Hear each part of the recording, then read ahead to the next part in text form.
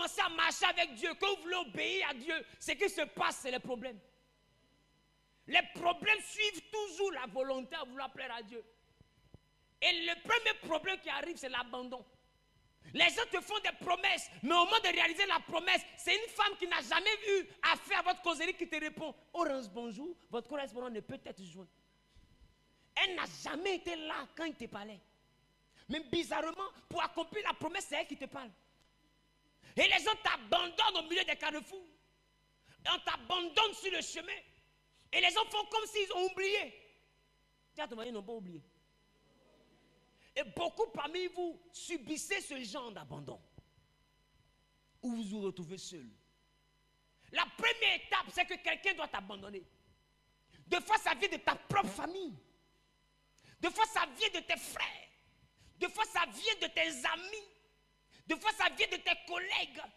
Mais tu comprends qu'à un moment donné, il y a des gens qui t'abandonnent. On te lâche. Et bizarrement, au moment où on te laisse, tu as l'impression que tout le monde est lié pour que tu perdes. Mais au moment où on commence à t'abandonner, que ce soit mari, femme, enfant, parents, cousins, frères, oncles, nièces, père, mère, amis, peu importe qui t'abandonne, au moment où le processus d'abandon, de trahison, de désengagement commence à s'enclencher, comprends que tu commences à activer dans ta vie une prophétie, l'accomplissement de quelque chose qui fera de toi le chef. Yes. On ne vit pas l'abandon pour rien. On ne vit pas l'épreuve dans le Seigneur pour rien.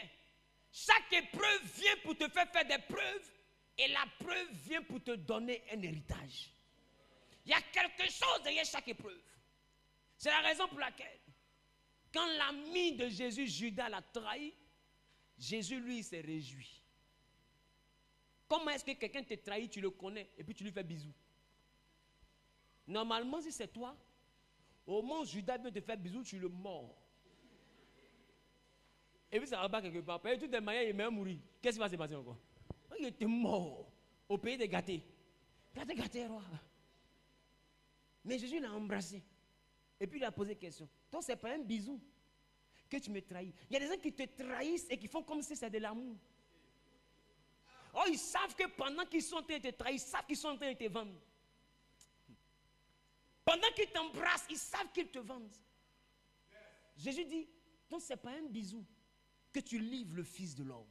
Mais ce qu'il a oublié, c'est qu'il a livré le Fils de l'homme. Les gens l'ont insulté, les gens ont murmuré, les gens ont parlé, ils ont jacassé, ils l'ont frappé, ils l'ont humilié, ils l'ont traîné dans la boue, ils l'ont fait, ils l'ont fauché, il s'est retrouvé par terre. Tout le monde a dit, oh, c'est fini pour lui. Mais bizarrement, ils l'ont pointé, il avait mal, il pleurait parce qu'il a subi une trahison. Mais à un moment donné, les mains qui l'ont pointé, la Bible dit, ils l'ont soulevé pour le redresser. Et quand ils l'ont soulevé, il était au-dessus de ceux qui l'avaient pointé. Je suis en train de dire, aïe, aïe, aïe, aïe, aïe, aïe, aïe, aïe, aïe, aïe, aïe. Je suis en train de te dire que ceux qui complotent contre toi sont en train de te préparer à devenir le chef. Celui qui a dit Amen bien, il est propriétaire de ce que j'annonce. Au nom suprême de eux. Je ne parle pas de tout le monde, je parle de celui ou de celle qui sent dans sa destinée qu'il est né pour être le chef. Je dis on te fera la guerre, mais on ne te vaincra pas. Parce qu'en toi, il y a un chef. Quelqu'un dit il y a un chef.